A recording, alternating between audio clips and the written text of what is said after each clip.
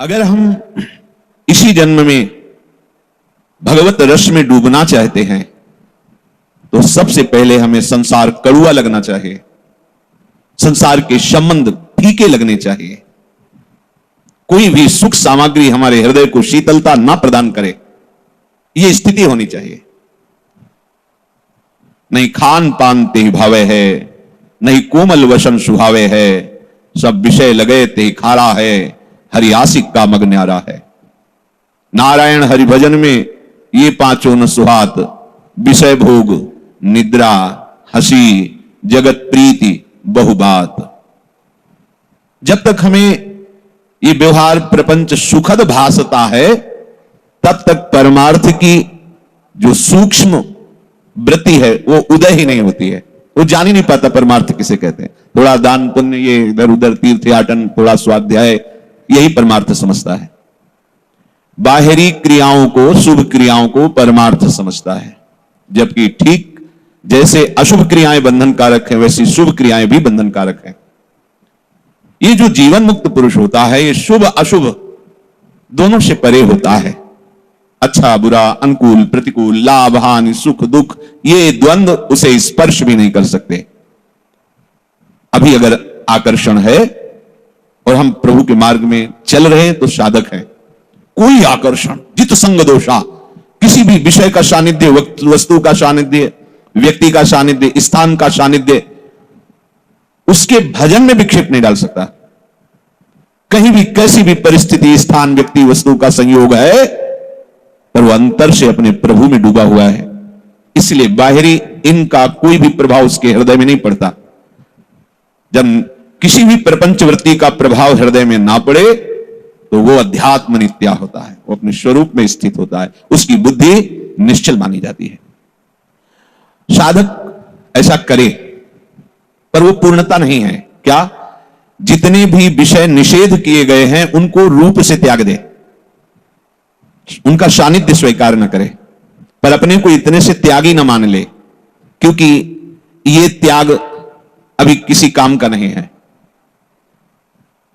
हमारा मार्ग पुष्ट हो इसलिए हमने बाहरी विषयों का त्याग किया, पर उन विषयों में सुख बुद्धि है।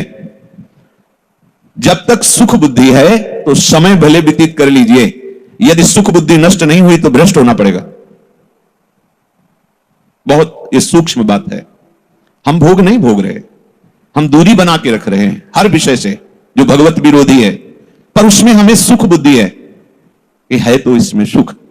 जब तक ये नष्ट नहीं होगी तब तक हम त्याग वैराग्य के मार्ग में चल रहे हैं, पर हम वैरागी हैं नहीं। भोगों में सुख बुद्धि, और भले हम भोग नहीं रहे तो वो अभी त्याग नहीं हुआ है। जो सुख बुद्धि है उसका त्याग हो जाए तो साधक सिद्धावस्था में बदल जाता है। प्रभु कह रहे विषया विनिवर्तन्ते निराहारस्य देहिनः रसवर्जम रसोप्यस्य परम दृष्ट्वा निवर्तते। कोई निराहार रहकर इंद्रियों को विषयों से हटा करके बाहर से तो निवृत्त हो गया, पर उसमें जो सुख बुद्धि है, रस वृत्ति है, वो निवृत्त नहीं हुई। ये साधक में होती है। पर जो स्थित प्रज्ञ पुरुष होता है, जिसकी बुद्धि प्रभु में लग गई है, बोले उसका जो रस भाव संसार के प्रति था, सुख बुद्धि थी, वो ही खत्म हो गई। अब उसकी स्थिति ऐसे है जैसे भुना हुआ अन्न, गेहूं चना भुना हुआ, कितनी भी सुंदर खेती उपजाऊ हो वहां उसे डाल दो, खूब खाद पानी दो, पर उसमें अंकुरण नहीं होगा। ऐसे कितना विषय का सानिध्य उपस्थित हो, पर स्थित प्रज्ञ के हृदय में कोई भी हलचल सुखद या दुखद नहीं होगी, क्योंकि वैसे जगह स्थित कर दिया है अपनी बुद्धि जहां परमानंद है, सुख दुख की पहुंच ही नहीं है। जब हमारी बुद्धि देह में स्थित होती है तब भोगों के प्रति आकर्षण, सुख दुख, लाभ हानि, मान अपमान, निंदा स्तुति आदि ये द्वंद्व हमें क्लेश देते हैं। पर वो स्थित प्रज्ञ जिसकी बुद्धि प्रभु में स्थित है, उसकी संसार के प्रति, भोगों के प्रति सुख बुद्धि ही खत्म हो जाती है। बड़ी ऊंचाई तक की सुख बुद्धि रहती है। कोई ऐसा ना समझे कि साल 2 साल हम भोगों से अलग हैं तो हम त्यागी हैं, हम बैरागी हैं। जब तक शरीर में प्राण है तब तक सिद्ध पुरुष भी शास्त्र मर्यादा की रक्षा करता रहता है, क्योंकि ये भगवान की ऐसी भूल भुलैया माया है, कभी भी कहीं भी जिनकी हर समय समाधि अवस्था रहती है उनको भी विचलित कर दिया। ना जानो छिनंत कवन बुद्धि घटे प्रकाशित, छुटी चेतन जो अचेत तेऊ मुनि भय विश्वासित। उनके भी हृदय पर विषय ने अपना प्रभाव डाल दिया, पर भगवत चरणारविंद के प्रेमी के हृदय में डाल दे, ऐसा किसी विषय में सामर्थ्य नहीं। श्रीपाद प्रबोधानंद जी महाराज वृंदावन रस महिमा में कहते हैं, भगवान के मोहिनी अवतार में भी सामर्थ्य नहीं है कि राधा चरणारविंद की आसक्ति वाले चित्त में अपना प्रभाव डाल दे। जो गोरे चरणारविंद की आसक्ति से युक्त हो गए हैं उनके हृदय में भगवान के मोहिनी अवतार की भी सामर्थ्य नहीं, जो महादेव जी को भी विचलित कर दिया। जिस मोहिनी रूप ने महादेव जी को भी विचलित कर दिया, वो मोहिनी रूप राधा दासी भाव वाले हृदय में किंचन मात्र भी प्रभाव नहीं डाल सकता। भगवान का और माया की तो बात जाने दो, क्योंकि ये जो संसार के प्रति सुख बुद्धि है ये अहंकार में रहती है, देहाभिमान में।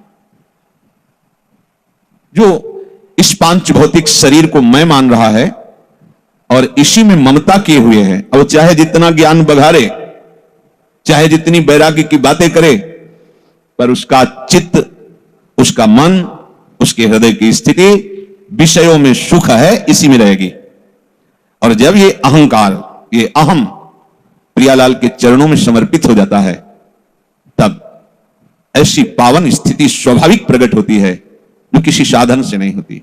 उसे अच्छा ही नहीं लगता है, उसको ये अकल लगानी नहीं पड़ती, ये बुद्धि नहीं लगानी पड़ती कि ब्रह्म सत्यम जगन मिथ्या, ये उसको कुछ अच्छा नहीं लगता। बस एक हृदय में अजीब सी पीड़ा हो रही है, हर समय स्वाभाविक अपने प्रीतम का स्मरण हो रहा है, न लोक की न परलोक की कोई परवाह नहीं है। अगर चाह है तो प्रियालाल की चर्चा सुनने के लिए, प्रियालाल की रूप माधुरी सुनने के लिए, कामना है तो प्रियालाल की सेवा के लिए, अगर पाना है तो प्रतिपल कृपा कटाक्ष। बस चाहना, कामना, पाना ये सब उनके चरणों में लग जाता है। जब तक हमारी बुद्धि विषयों में सुखमयी है तब तक हमें भगवान नाम का भी सुख नहीं मिलेगा।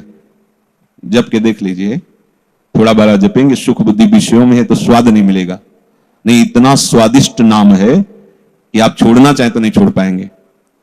छोटे छोटे विषयों का स्वाद रसेंद्री लेती है तो उसकी याद आती रहती है और लगता है वो विषय सदैव हम समीप रखें, जबकि उसमें सुखाभास है। और नाम राधा नाम सुधा रसम, जब ये रस आएगा तो संसार की सुख में जो पगी हुई बुद्धि है कि संसार में रस है, ये नष्ट हो जाएगा। श्री ध्रुवदास जी इसी श्लोक की मानो व्याख्या कर रहे हो, कह रहे रस बल छुटे न जो विषय, सुख नहीं पावे कोई, तन छाड़े मन गही रहे, दूनों दुख तहां होई। इस रस का जिसको रसास्वादन नहीं मिला, त्यागी, बैरागी, ज्ञानी, योगी, भक्त, हम अपने को कुछ भी कहें, ये केवल कहने की बात अभी है नहीं। ब्रह्मादि के भोग सब विष सम लागत ताही, नारायण ब्रज चंद की लगन लगी है जाए। आहा, श्री कृष्ण की प्राप्ति की लगन में इतनी सामर्थ्य है कि मर्त्य लोक के भोगों में रस बुद्धि तो जाने दो, ब्रह्मलोक तक के भोगों में रस बुद्धि नहीं रह गई। अभी श्री कृष्ण का साक्षात्कार नहीं हुआ, अभी लगन लगी है। और जिन श्री कृष्ण के एक झांकी में बड़े बड़े ब्रह्मानंद में डूबे हुए महापुरुष बोल पड़े कि कृष्ण से भी बढ़कर कोई तत्व हो हम जानते नहीं। वैसे श्री कृष्ण जिस रूप के दीवाने हैं, जिस रूप के पान में निरंतर मगन होते हुए भी प्यास बढ़ती चली जा रही है, अरबरात मिलवे को निश्चिदिन मिले ही रहे मनो कबहु मिले ना, वो है राधे तू मुख चंद्र चकोर नैना। वो हमारी महारानी जो है, वो लाडली जो है। जब तक इस रस का अनुभव नहीं होगा, ये रस ऐसा है जब स्फुरित होता है तो मोक्ष सुख का भी त्याग हो जाता है। विषय भोग ब्रह्मलोक के ये तो सब माया रचित है। जो मोक्ष सुख है वो गुणातीत है, वो कालातीत है, उस सुख का भी त्याग करा दे। ये है रसम राधायामा भजत किल भावम ब्रजमणो। ये हमारे रस समुद्र लाडली जी का जब रस प्राप्त होता है, उनके नाम का, उनके रूप का, उनकी लीला का, उनके धाम का, कहां ठौर बचती है इस संसार की या सिद्धियों की या अन्य पदवियों की। अरे अखिल लोकों का स्वामी, अनंत ब्रह्मांडों का ऐश्वर्य वैभव विस्मृत करके किशोरी जी की आराधना में मगन है। किशोरी जी के रूप में अनसन पर भुज दिए बिलोकत, इंदु बदन विभोर करत पान, रस मत परस्पर लोचन तृषित चकोर। कहा कहो इन नयनन की बात, ये अली प्रिया बदन अंबुज रस अटके अनंत न जात। प्यारी जू जब जब देखो तेरो मुख, तब तब नयो नयो लागत। ऐसो ब्रह्मोत देखूं न कबहूरी, दुति को दुति लेखनी न कागत। जब इस रस का रसास्वादन होता है तभी बात बनती। नहीं तो कह रहे रसबल छुटे न जो विषय, सुख नहीं पावे कोई, तन छाड़े मन गई रहे, दोनों ही दुख होई। अभी प्रायः साधक इसी स्थिति में होता, जलता रहता है। विषयों के प्रति सुख बुद्धि है, भोग भोगना नहीं है, क्योंकि हम परमार्थ के पथिक है और परमार्थ का रस अभी आया नहीं। बस इस जगह साधक को बहुत संभलने की जरूरत होती है। प्रायः ये थोड़ा लंबी यात्रा है, बहुत समय तक अपने मन को जला करके मार देना है, जीवित ही मर जाए, उलट आप में समाए। इस मन को दुलार करके, प्यार करके, ममत्व करके मैं बना लिया है, यही तुम्हारे जन्म मरण का हेतु है। इस मैं से जो हमारा आत्मस्वरूप संबंध है, बस यही बंधन है। ये जो अंतःकरण धर्म में मैं स्फुरित हो रहा है और इसने इतनी ममता मन में कर ली कि मन की बात को टाल नहीं सकता, बस यही बंधन है। गुरु कृपा से जब ये अहम दासत्व में बदलता है कि हमें प्रियाजू का, हमारी लाडली जू, अब यहां से रस धारा की तरफ हमारा चिंतन बना। जहां श्री जी के चरणारविंद का थोड़ा सा भी रस आएगा तो चारों में आपको रस मिलने लगेगा, उसकी पहचान है। वृंदावन प्यारा लगने लगेगा, राधा नाम जीवन हो जाएगा। ऐसे राधा प्रियाजू की चर्चा, लालजू की चर्चा, ये आपके हृदय में एक अनोखा आनंद, एक अद्भुत, जो न लोक में न परलोक में, एक अद्भुत। रसिक जन प्राण प्यारे लगने लगेंगे। तब जान लेना कि हमारा राधा रसम की तरफ मन का मोड़ हो रहा है। अगर ऐसा नहीं है तो आप जान लेना कि अभी हम कोरे के कोरे समझ रहे हैं अपने को, प्रेमी पर है नहीं। अभी हमारी सन्मुखता संसार की तरफ है। जब हम प्रभु के सन्मुख या प्रियाजू के सन्मुख हो जाएंगे तो ये हमें बुद्धि नहीं लगानी पड़ती कि ये नाशवान भोग है मुझे। अरे जैसे छका हुआ पुरुष खूब अच्छे अच्छे पदार्थ पा लिए हों, तो उसके सामने बाजरे की रोटी और ये रखा जाए। ऐसे ही जो राधा नाम सुधा रस का, जो राधा रूप का, जो राधा गुणों का, जो राधा धाम का, राधा रसिकों का रसास्वादन कर रहा है, उसका मन कहीं किसी और की तरफ झांके, ऐसा हो ही नहीं सकता। तो ये जब रस हृदय में स्फुरित होता है तो कह रहे रसबल छूटे जो विषय, तब ही लहे सुख मूल, जैसे आतप को तपे पावे सरिता कूल। जब रस का हृदय में स्फुरण होता है तो वो हमारी इंद्रियों को, मन को ऐसे फांस लेता है जैसे गीले गुड़ में चींटा फंस जाए। गीला गुड़ हो और चींटा फंस जाए, अब वो क्या करेगा? बस वो मर ही सकता है, दूसरा कोई उपाय नहीं। आप निकाल भी नहीं सकते, उसकी टांगें टूट जाएंगी, उसमें फंस गया ना बहुत। ऐसे ही ये कच्चे सूत से बंधी हुई इंद्रियां हैं, कच्चा सूत जरा में टूट जाता है। ये जो भोगों की तरफ लगी हुई ना, दम नहीं इसमें। कब ये बात कह सकते हो? जब श्री लाडली लाल के चरणारविंद की तरफ सन्मुख हो गए हो। इनमें दम नहीं कि तुम्हें खींच सके। क्योंकि वो जो कच्ची डोरी थी उसे बर करके इधर बांधी गई, और कच्चे सूत को बर दो तो बहुत मजबूत हो जाता है। हमारी पांचों ज्ञानेंद्रियां और हमारा मन अब किसी भोग की सामर्थ्य नहीं कि उसे घसीट सके। कब? जब श्री लाडली लाल के चरणारविंद का आश्रय ले लिया। यह हम साक्षात्कार की बात नहीं करते, यह हम आश्रय की बात करें। अगर ऐसा कुछ है तो अभी आश्रय में कमी नहीं, आश्रय दृढ़ होते। महारानी जी कोई साधना नहीं देखती, ये अलबेली सरकार है, ये साधना नहीं देखती। निज जन परमो औदाद वात्सल्य सीमा, कैसे तुम्हें बताएं, कहा कहूं एक जीव सखीरी बात की बात। ये मेरा जन है, इतनी बात से श्री जी परम उदारता पूर्वक बड़ा वात्सल्य समुद्र बरसाते हैं उसकी तरफ। हमारे हृदय में जब श्री जी के चरणारविंद का थोड़ा भी अनुराग, अपनापन, समर्पण होने लगता है तो हमारी दशा बदलने लगती है। कैसे जाना जाए कि श्री जी से हमारा अपनापन अब हो रहा है? प्रेम बात कछु कही न जाई, उल्टी चाल तहां सब माई। इधर चाल चल रहे थे, अब इधर हो गए। प्रेम जब प्रियालाल के चरणों का किंचित मात्र भी उदय होता है तो सीधे पलट देता है, उलट याप में समाये। जो अभी तक प्रवाह हमारा चल रहा था संसार की तरफ, भोगों की तरफ, रिश्ते नातेदारों की तरफ, सीधे उलट गया, चाल ही उलट गई। अब उसकी बुद्धि को ना तो कोई आकर्षित कर सकता है, जिनकी बुद्धि लग गई है, लगी नहीं है ना, तो बड़ा आश्चर्य होता है।